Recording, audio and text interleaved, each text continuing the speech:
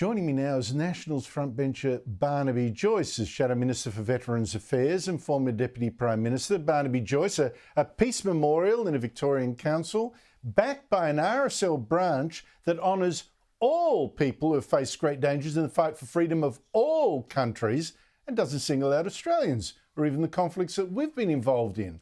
I mean, wow. What do you make of this? What's it there for? Boudica. Maybe Queen Boudica is represented in that memorial. But on a more serious note, what happens if those who are invading Australia, the Japanese Imperial Army, if they thought that, I'm sure there's some of them thought they were doing it for the betterment of the world, a peaceful transition to under Imperial Japan. The fact that we'd been enslaved as a people and destroyed, it seems to be irrelevant. I'm sure there were some people in fascist Germany who, for what bent and twisted ideas, they might have thought they were doing the world a favour. Are we representing them in the memorial? The memorials are supposed to represent the Australian people who died protecting Australia, fighting for our nation in conflicts against adversaries who completely were in the wrong, whether it was Imperial Japanese, whether it was fascism, whether it was protecting Australia from communism. That's what war memorials are supposed to represent. Our nation, our blood, our people who went out and engaged with the enemy by day or by night, but regardless of season, weather or terrain. That's what war memorials are supposed to represent. Well, talking about war memorials, what about the Australian War Memorial? By law, it's there to mark the sacrifice in wars for Australia, for the nation of Australia. In fact, now it's got a whole lot of exhibits about the so-called Aboriginal wars of resistance as well. I mean, it's right from the top. The rod is starting right from the top.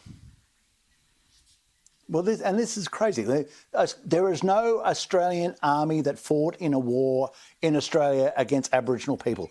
It just didn't happen, okay? It is not the truth.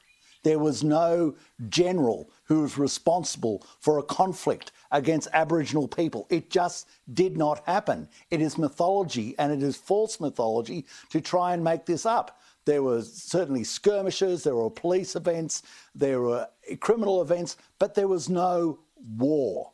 And when people say there was a war, it is just belies either their understanding of history or their willingness to tell the truth. It did not happen. So to represent something in the war memorial that did not happen, there was not one person, one Australian soldier in an Australian uniform that went out and fought against an Aboriginal army or was under the command of a general as part of a campaign. It just never happened. So why do we get sucked into this sort of lefty rubbish where we feel embarrassed about telling the truth? It just didn't happen, so it shouldn't be in the war memorial. There were actions against what was thought as criminal gangs at the time. I don't recall a war, but people are determined to make it look so. Meanwhile, Opposition Leader Peter Dutton, I mean, I tell you, Barnaby, it's going to be a theme this year. I think pushing back against the people trying to divide and trash Australia is really important, and it's going to gain ground because we're now seeing the fraying of this country. Opposition Leader Peter Dutton, he's called for a boycott of Woolworths stores after Woolworths banned the sale of merchandise for Australia Day. But I heard Agriculture Minister Murray Watt today, and he thought this was outrageous. He thought, who would care if a major supermarket refuses to let shoppers celebrate Australia Day? Here he is. Our government is focused on the war on inflation. Peter Dutton is always focused on a culture war. Peter Dutton is focused on putting the jobs of more than 200,000 workers at risk just so he can score a cheap political point on a radio station. I mean, Murray Watt ended with an idiocy there. It's not putting the jobs of 200 people at Woolies, 200,000 at risk, because if you switch your custom to Coles, that's more jobs for Australia. So basically, it's a net win. What do you make of it all? Oh, well, first of all, it's disgraceful that Woolworths have this belief. I don't believe it's the shareholders of Woolworths, and I don't believe it is the customer. It's obviously not the customers of Woolworths, but it's that little clique that little special clique who, like me, probably went to the appropriate school in the appropriate suburb, and now they are fighting their culture war against Australia. They've decided that they'll impose on their organisation that they can't, that they will not be selling the merchandise to celebrate Australia's day.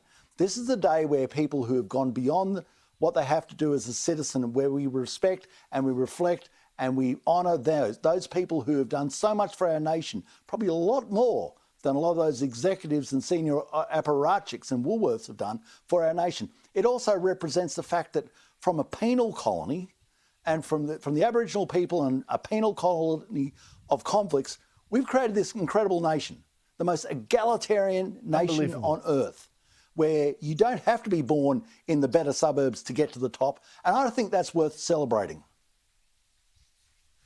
Barnaby, look, we keep getting told we're part of Asia, you've got to accept it. You look throughout Asia, right?